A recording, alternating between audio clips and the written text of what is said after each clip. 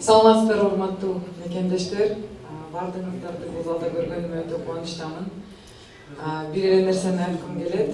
Биз чындап эле Жогорку Кеңештен көптөн бери эң башынан кичинекей альянсты түзүп алып, кайсы фракцияда болбосок дагы маселелерди чогуу карап, өзгөчө ушул биздин элибизге таандык нерселерге, кумтөр маселелери боюнча көптөп бир команда болуп, эң башынан эле түзүлүп келгенбиз. Альянска киргениме өтө кубанычтамын. Анткени чындап эле принципиалдуу адамдар топтолду. Эл үчүн, жер үчүн күйгөн, иштеген адамдар топтолду. Уурдабаган, алдабаган адамдар топтолду. Ошол үчүн мен дагы альянсты тандап, альянска кирдим. Дагы бир маанилүү нерсе, Жогорку Кеңеште тилекке каршы биздин мырзалар көбүрөөк политикага аралашышып, портфелдерди бөлүшүп, бирок аялдардын укуктары каралбай калып калды. Ошондуктан качан болбосо дагы, урматтуу айымдар, биздин үнүбүз сөзсүз түрдө парламентте болуш керек. Сиздин үнүңүздөр болуп берели. Анткени канча деген маселелер бар. Эркектер билбеген канча деген айымдардын, апалардын түйшүгү бар. Ошонун бардыгын парламентте көтөрүп, өзгөчө алимент маселеси боюнча, экология маселеси боюнча, ар кандай ден соолукка байланыштуу маселелерди жалаң гана айымдар көтөрүшөт. Мага миңдеген каттар келген бул бир нече жылдын ичинен. Анын бардыгы тилекке каршы биздин өлкөбүздө айымдардын укуктары бузуу маселеси боюнча. Качан милиция кайрылса, эч кандай жардамды таба албай кайра кетишет. Ушундай, кандай десем, акыйкатсыздыкка келдик да. Тилекке каршы ушундай болуп калды. Ала качуу маселесин карасак, канча деген кыздарыбыз өлүп кеткен учурлар болду. Мунун бардыгы тилекке каршы биздин мырзалар билбеген, бирок көптөгөн маселелер турат алдыда.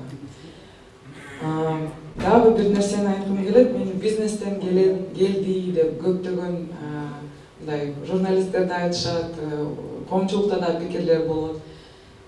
Ооба, мен бизнесте иштеп келдим. Бирок чындык Кыргызстан үчүн жүрөгү соккон патриоттук кызымын. Дүйнөдөгү эң чоң боз үйдү курган кыргыздын кызымын. Ошол үчүн менин өлкөм бул эң маанилүү нерсе. Ошондой үй бүлөдө чоңоюп, ошондой атадан воспитание алганмын. Кудайым өзү бийлик менен сынайт экен, байлык менен сынайт экен. Ушул сыноодон бардыгыбыз өтүп кеткенге мен толук ишенем. Менин оюмча, депутаттык бул адамга берилген дөөлөт. Бирок бул дөөлөттү туура пайдаланыш керек. Бул дөөлөттү өзүңүздүн кызыкчылыгыңар эмес үчүн, өзүңүздүн мындай байыган эмес үчүн, эл үчүн иштеш керек. Элге керектүү мыйзамдарды жазыш керек. Эл муктаж болгон маселелерди көтөрүп, ошону аягына чейин чыгарыш керек. Ошол максат менен альянста топтолгон талапкерлер Жогорку Кеңешке шайлоого аттанып атышат. Урматтуу мекендештер, бардыгыңыздарга ийгиликтерди каалайм. Мен ойлойм, ушундай күчтүү команда менен көптөгөн ийгиликтерге жетебиз. Биздин жарандарыбыздын көптөгөн маселелерин чече алабыз. Сонун ушул Алтынбек байкем, Жанар мырза, Мирлан мырза, Дастан мырза колдогон, ушул преференциалдык системаны колдогон мыйзамдарды дагы көптөгөн, ушул элдин көйгөйүн чече турган мыйзамдарды дагы чыгарабыз.